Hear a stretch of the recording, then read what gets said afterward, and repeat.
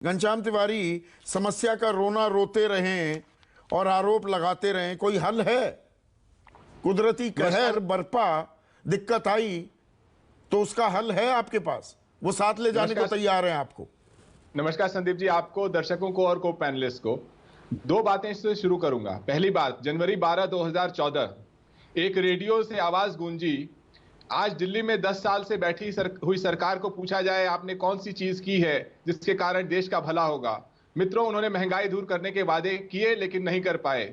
नौजवान को रोजगार देने के वादे किए लेकिन नहीं कर पाए। भ्रष्टाचार से देश को बचाने की बातें करते रहे लेकिन नहीं कर पाए। मित्रों, यदि परिवार का कोई व्यक्ति निर्धारित काम नहीं कर पाता है, चाहे वो कितना भी प्यारा हो, बोझ बन जाता है। और आज पूरी पार्टी और पूरी पार्टी नहीं बल्कि दिल्ली का सरकार बोझ बन गई है। क्या कोई सोच सकता है कि जिस सरकार को जनता ने वोट देकर चुना हो, वह सरकार खुद जनता जनार्दन पर बोझ बन जाए? 10 सालों की इस सरकार को जिसने देश को पीछे कर दिया है, यह सरकार दोषी है। उसके समर्थन करने वाले लोग दोषी हैं, उनको बचाने वाले लोग दोषी हैं और उनका रक्षा कवच देने वाले लोग दोषी हैं। यह भाषण या यह जुमला किसका था? यह देश के वर्तमान प्रधानमंत्री नरेंद्र मोदी का था, जो देश के एक शिक्षित प्रधानमंत्री, जो कि अर्थशास्त्री थे, उनके ऊपर आरोप लगा रहे थे कि महंगाई के दोषी हैं, बेरोजगारी के दोषी हैं। इन्होंने क्या किया? दरअसल देश को प्रधानमंत्री चाहिए था। उस समय के प्रधानमंत्री उतनी बुलंद आवाज में नहीं बोलते थे, तो देश को एक रेडियो पसंद आ गया। अब सवाल यह है, उस रेडियो से सिर्फ वही बातें सुनाई देती हैं जो देश के लोगों का मन बहला सके, लेकिन उस रेडियो से समाधान नहीं होता। क्या मैंने समाधान का ही सवाल पूछा था घनश्याम तिवारी। समाधान क्या समाधान है इसका?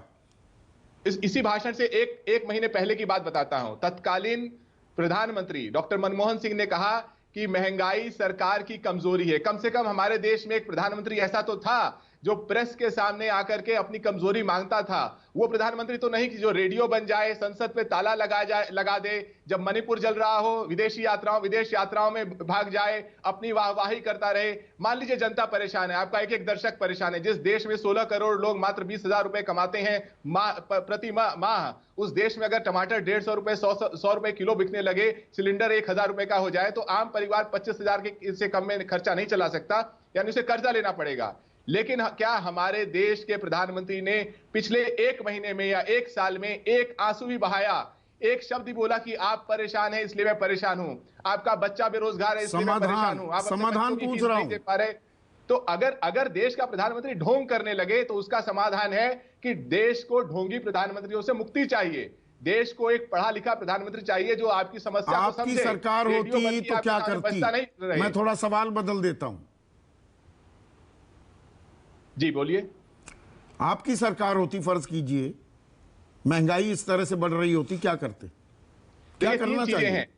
तीन चीजें हैं। जो परिवार 20,000 रुपए कमा रहा है, जिसकी आमदनी लगातार घट रही है, आपको देखना चाहिए कि उस परिवार की क्या मदद की जाए कि वो बच्चों की स्कूली फीस भर सके। तो आपको देखना चाहिए कि और क्या मदद की जाए। ये परिवार मोटरसाइकिल पे चलते हैं, अगर किसान परिवार है ट्रैक्टर यूज करते हैं, तो किस तरीके से चाहे वो बिजली के दाम कम किए जा सके, पेट्रोल डीजल के दाम कम किए जा सके, रसोई गैस के दाम कम किए जा सकें। और जिस तरीके से आपने आर्मी और सेना को कॉन्ट्रैक्ट वर्कर का जमघट बना दिया है, उसकी जगह आप ये सोचते कि किस तरीके से जो परिवार पेंशन पे जी रहे हैं उनकी क्या मदद की जाए, और जो नौजवान हैं, पढ़े लिखे हैं या अनपढ़ हैं, उनकी क्या मदद की जाए। आप छोटे छोटे तरीकों से पहले गरीब परिवारों की मदद करते। लेकिन अगर आपने चोगा पहन लिया है और 8,000 करोड़ के जहाज में उड़ेंगे, 12 करोड़ की गाड़ी से चलेंगे, तो आप सिर्फ अपने डायरेक्ट बेनिफिट ट्रांसफर भी कर रही है सरकार। वो फेहरिस्त बहुत लंबी है, अभी उसमें नहीं जा रहा हूं, उस डिटेलिंग में।